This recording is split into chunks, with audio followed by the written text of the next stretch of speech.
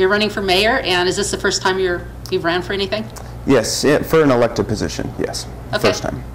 And can you tell us a little bit about yourself, who you are, and why you're running? Yeah. So I grew up in Montana. Was there from 5 years old through my college years. Met my wife in high school, and we've been married ever since.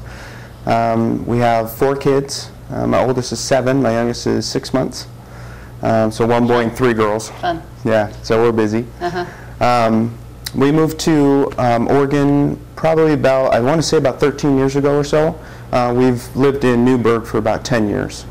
I work over at Steve's Auto Service. I've always been in the auto repair business. My dad's owned shops ever since I can remember. So naturally I followed that. So I'm the diag tech over there, and really enjoy it. Working for Steve has been awesome. He's just an incredible person.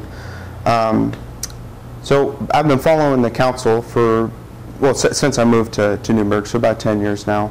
And the general shift away from the people that live in Newburgh, the working families, it seems like there's no representation anymore in Newburgh within the council for that group of people in Newburgh, and it's the majority of Newburgh. So the shift's kind of gone from that to tourism and bringing in as many new people as possible, which is important. I mean, we obviously need growth to stabilize the budget and all that stuff.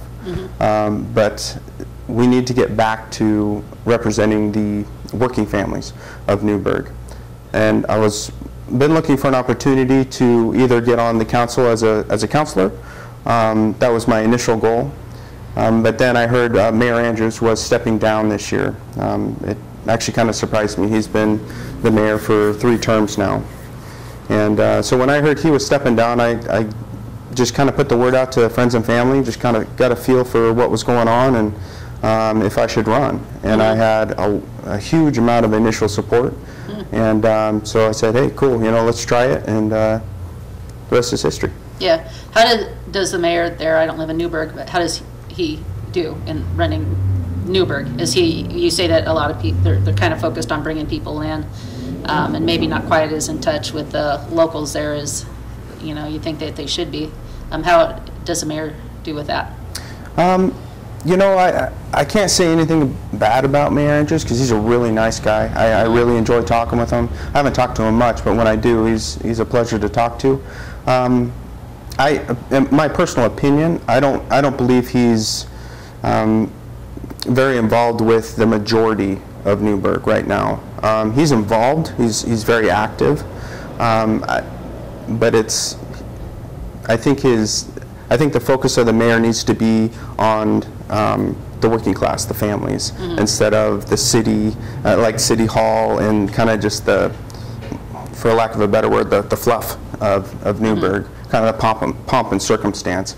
Yeah, so when they say we're trying to bring people in, the wineries and the arts or something maybe that are more considered, and then there's so many other diverse people out there that they might get forgotten.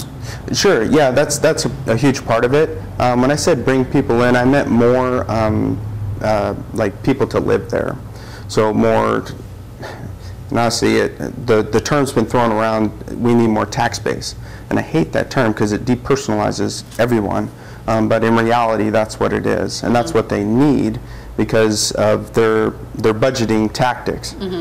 I don't agree with the way they do the budget. I mean, obviously, legally, we have to have a balanced budget. I mean, you can't get away from that.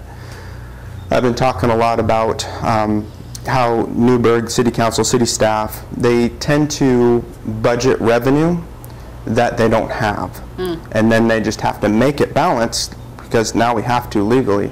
So that's where all our ridiculously increased fees, taxes, all the stuff, it's going nuts. And there's already on the books plans for further increases, and there's a projected budget deficit for the next, I believe it's 5 years. I could be wrong on that. So they spend the money before they have the money. Essentially, and I want to be real careful because I mean city staff does a great job with all the things that they do and putting all the information together, getting the budget, I mean, it's a lot of work, and they do a phenomenal job. It's just more of a mindset on money. You know, I look at it as the way my family does a budget.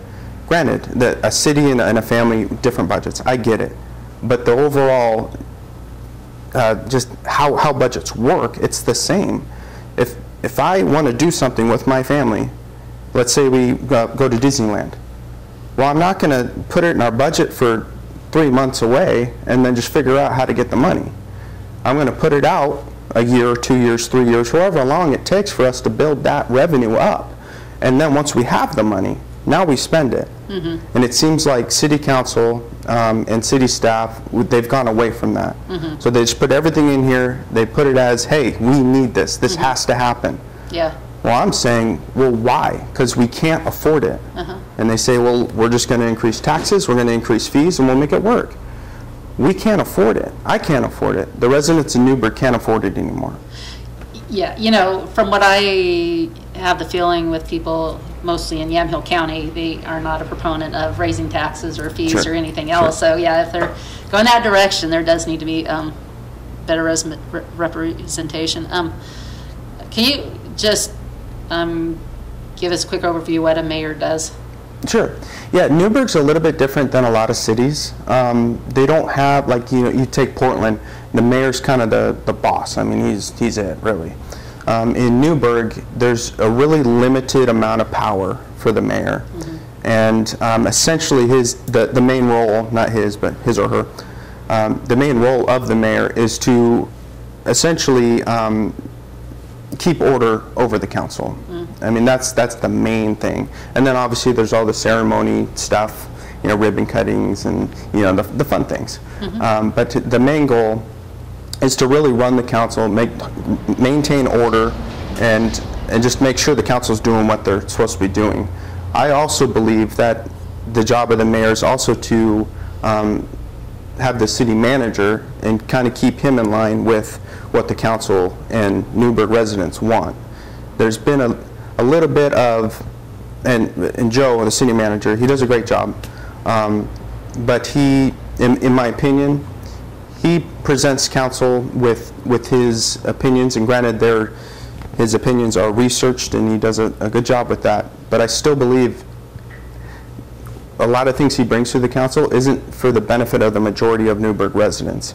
It's kind of pushing his own agenda and kind of the agenda of the council as a whole, and the council kind of just goes along with it because, hey, it's been researched, we have the paper in front of us, looks good, let's vote yes. Yeah. You know, I've noticed that just in any group. It could be a family meeting or whatever, you know, there tends to be a leader that kinda, and then people But are like, I don't okay, believe that's you know. the city manager's job. Right. That's not his position. Yeah. And I believe that's the mayor's position, to step into that and say, either, no, you need to do something else, go back and fix it. Yeah. Or, Yeah. Well, it sounds like, for instance, if there was a good conservative mayor, you know, such as you know, that he could work really well with that because there would be, I mean, really a good balance. Somebody that's like, hey, we want to try to save money, not spend money. We don't want taxes and fees. And we also want your really good ideas. So bring your good ideas to the table, and then let's, you know, see the best way we can run Newburgh, which we want to be financially, you know, friendly. So as you said, you know, we don't want to, you know, spend money we don't have. That's what we do in our home. If otherwise we get into huge credit card debt. Exactly. And we certainly don't want somebody else spending our money and getting into credit card debt, and then we, you know, they don't have to pay for it. We do. So. Right. City government isn't difficult unless you make it difficult. Yeah. Right. Yeah. You're trying to raise money so you can have all these huge, crazy programs, then it becomes difficult. Well, really, what a conservative is, in my opinion, is just, you know, your basic things, you know, infrastructure and public safety. And then at that point, you know, just being careful. Conservative is the same as being careful. Exactly. And not just going wild with other people's money. So go wild with your own money, you know, just leave the other people's money alone. And everybody's happy. And I was really proud to get the endorsement of the Oregon Taxpayers Association too, which was phenomenal. I mean, they've helped me a huge amount with my campaign. So just that the fiscal conservative, you know, I mean, we have to. We can't make it if we just keep spending money. It's not going to work. Yeah, yeah. So we, I've talked about several things, but what are the issues you're running on that maybe we haven't covered, or elaborate on what we have? Yeah, I mean, obviously the budget, we've been talking about that. I mean, that's kind of the main one, I think, with any city. Well, how about, let's go with that just a hair. Okay. Like, what's the city's responsibility? It's transportation and, infrastructure. Yeah, And, the essentially. water and electricity and then public safety. Is there anything else? I mean, that's essentially it. It gets a little weird because what Newburgh is struggling with right now is a general fund. So there's a lot of ways to save money, but unfortunately not a lot of them have to do with the general fund. Our water system, to be quite honest with you, it's a mess. And that's no fault of any current employee. That's just been decades of neglect. And the Public Works have done a phenomenal job trying to essentially rework all of Newburgh, all the pipes, all the pumps, everything. They've had their hands full, and I think they've done a phenomenal job. Me personally, with that specifically, I think we need to slow down on the capital improvement projects because we could save millions of dollars. And because our water rates, if you mention water rates in Newburgh, you're going to get a reaction.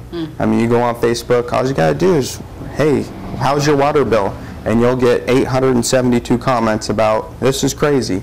So it's a really hot topic. What I think part of the problem is I don't think there's many people out there that want to understand exactly why they're that high. I don't like paying them, obviously, and I hate to see them go up and up and up and up. That's why I got on the Water Rate Review Committee. This will be my 3rd term this year, just trying to rein back those rate increases. But really, the infrastructure of the water system was crippled, and honestly, I don't see any other way. All the rate increases, really, they needed to happen. I think now we can slow down. I mean, there's a lot to do. There's a lot more to do. A lot more improvements. A lot more pump stations. All the stuff. I think we need to slow it down just to give Newburgh a break. So that's specifically on water. And the non-potable water system, that's a whole huge mess right now. We have one user for the whole system. It's not feasible, so we really need to revisit that. But as far as coming back to the general fund, there's I believe it's a $1.3 or $1.4 million a year projected deficit. Now we have reserves right now, so we're okay for about a year and a half. So we have some time to kind of figure it out. But that's been the hot topic. What are we going to do? So right away, council, city staff, the mayor, they say, well, we need to raise property taxes, or we need to raise the public safety fee by $14 per person. And in reality, that's not going to work for Newburgh. I mean, 14 bucks, not a lot of money, right? But in someone's budget, in my budget, I don't have $14. My budget is to the penny, and that's how it has to work. Or I can't feed my kids. I mean, it's a little extreme, but I mean, really, that's what we're talking about here. Property taxes, we're taxed already. I mean, it's insane. So they want to do, I should have brought the numbers in front of me, but I think it's just shy of $1 per thousand would cover the projected deficit. Well, that's massive, especially with all the renters that we have in Newburgh. So all the renters that are low income, they're not going to be able to afford the rent. Yeah. So it's really not feasible. Right, it's already sky high. It's ridiculous. Yeah. So on my end, I'm like, hey guys, we just hired 6 new staff for the city. Why?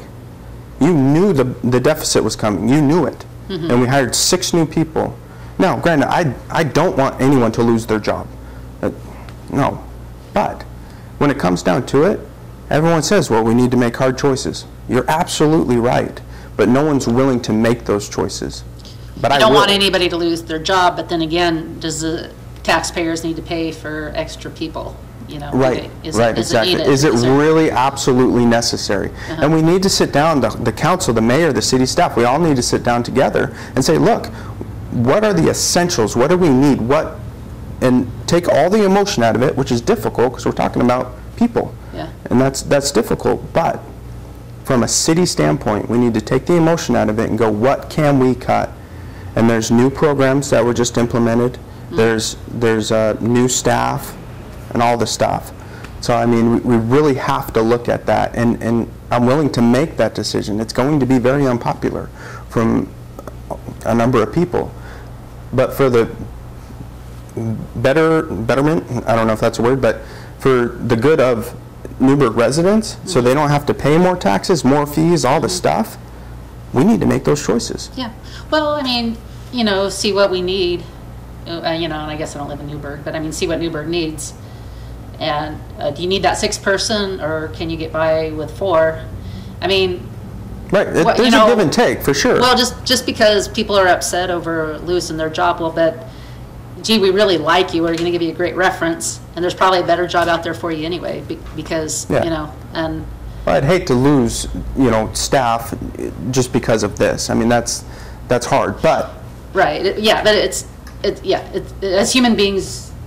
But then again, it's like you can't. It's robbery to steal other people's money so you can pay for somebody maybe that you don't really need either. So, right.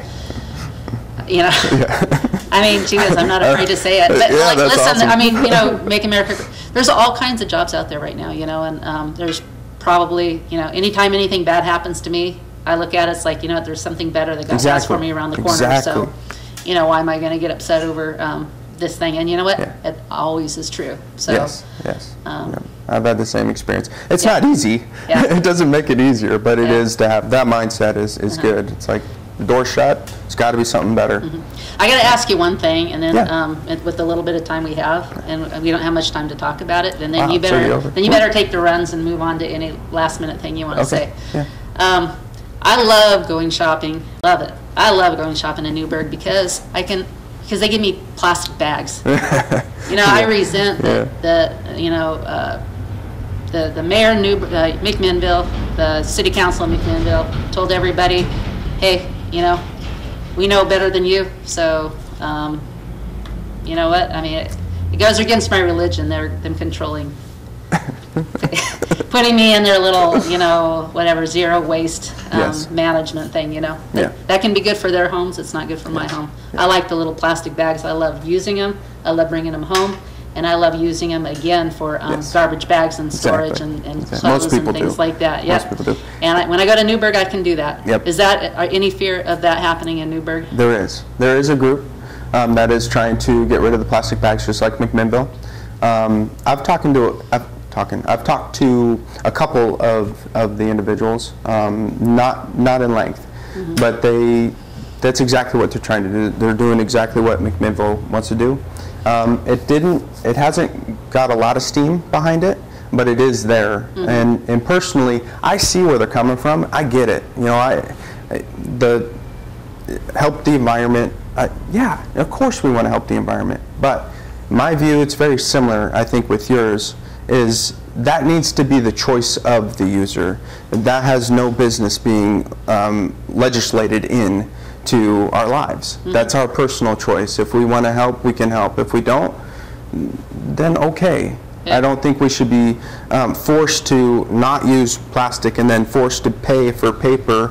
It just doesn't make sense to me.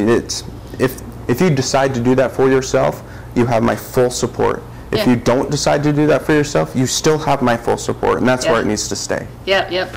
Jesus never said that we couldn't use plastic bags. So, you know, this is man-made George Soros rules that they're trying to throw on us. Agenda 30 now we're looking at. So anyway, which I'm fully against.